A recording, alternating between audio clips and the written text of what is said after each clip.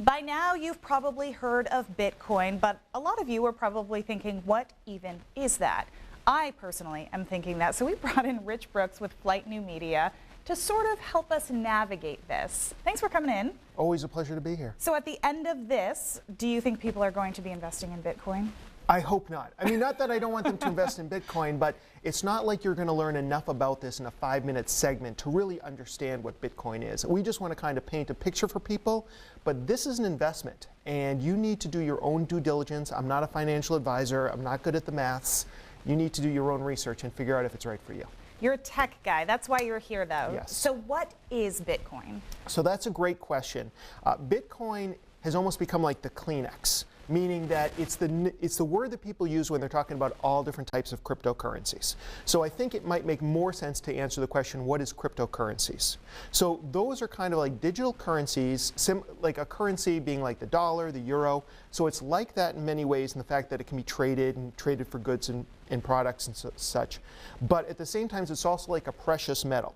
There's a limited amount of things like Bitcoin and some of these altcoins, as they're called, the other coins that aren't Bitcoins. There's usually not a government or a central bank involved. So this is something that's very decentralized. There's a limited amount, and people can then trade it like they would a precious metal like gold or silver. So you're essentially cutting out the middleman of the banks and government. Is that safe? There still is some middlemen, and the proponents of cryptocurrency say it's much safer than cash or credit cards or any of these. I mean, we've all heard about like debit scams and credit card scams, and of course anybody could hold you up and take your cash. There's all that sort of stuff going on anyways.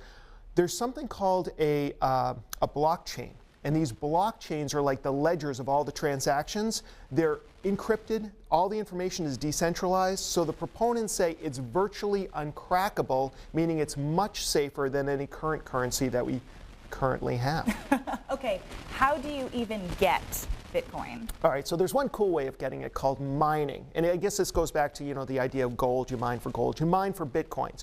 What you're in fact doing is you're taking your computer when you're not using it and you're contributing the processing power to, say, Bitcoin or one of these altcoins so they can run their algorithms and do these blockchains and all the other technical things they need to do. And by mining it, you can extract these Bitcoins. So there's a limited number of Bitcoins. Only, like, say, 2/3 have been released to the public. The rest are hidden underneath that are slowly being released as people do these computations.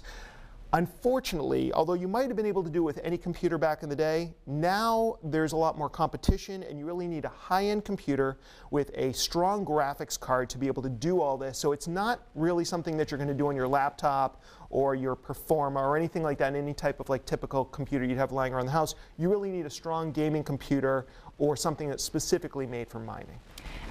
I mean, how do you even start with this? Like, clearly you can't do it with your phone or... No, I mean, not in any way that would really be beneficial. So if you don't want to get into mining, and we're going to have some links on your website to where people can go to YouTube and see some videos of how to get started in mining if they want to.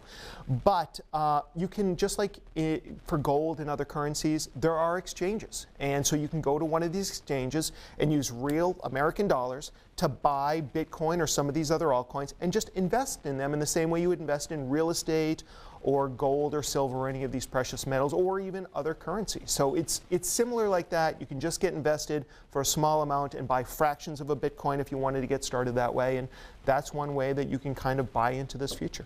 You mentioned do your research before you invest in this, yes. But is it working? I mean, for people who are spending American money on Bitcoins, is it working for people? Well, if you mean, is it working? Are they making money off of it? Some are making money off of it, and some are losing money off of it. It's a very volatile market right now. So one day it might be at $3,500, the next day it's at $1,800, and there's a lot of back and forth on that. And if Bitcoin is like the gold standard, and then there's some altcoins like Litecoin and Ethereum that might be like silver or bronze, there's also penny stocks. And there's definitely people on YouTube that are saying, oh, you got to try this new coin, and they, you know, I've invested all my money in it, and as soon as people start investing and the price goes up, it's a pump and dump scheme. So this is why I'm saying you can't just trust everybody. You have to do some research, see what's out there, and then make your own decision. But yeah, there are people who are making money off of it, and like any investment, there are people losing money too. You sort of touched on it, but the big question a lot of people will have right now is this a scam, or is this genuinely a wave of the future? Like I said, there's definitely going to be people who are bad people out there doing this sort of stuff, like in anything that's out there.